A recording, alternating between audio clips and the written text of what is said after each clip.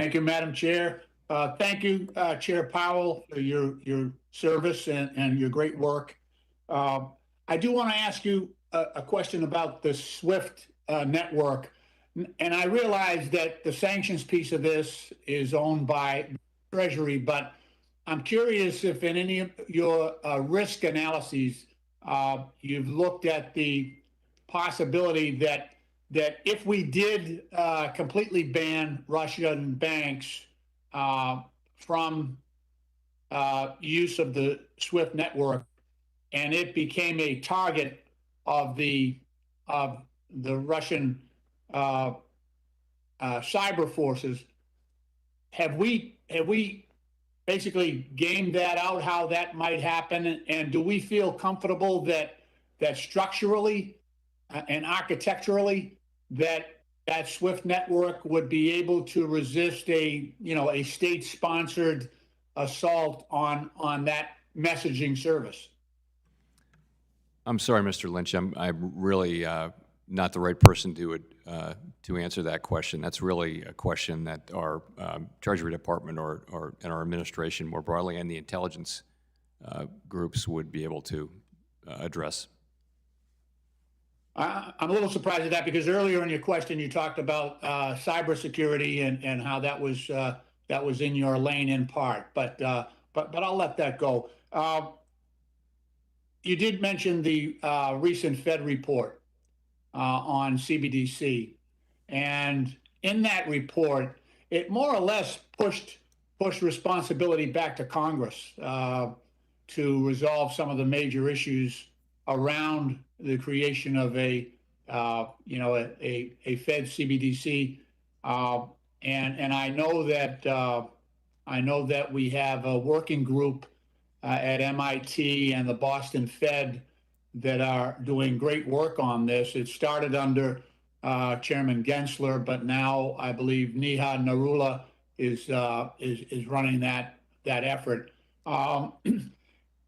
In all honesty, I'm not sure that Congress is equipped by itself to make those key decisions around architecture and the shape and form of any CBDC for the United States.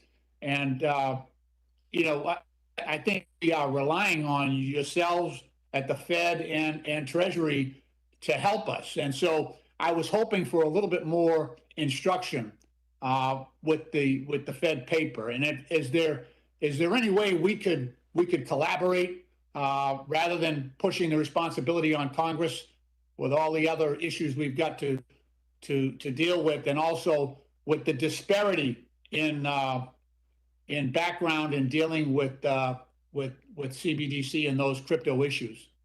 So let me address that. So what the great people in Boston are doing is really technical experimentation around how you would build a CBDC if you were going to do one, looking at different structures and options and technologies.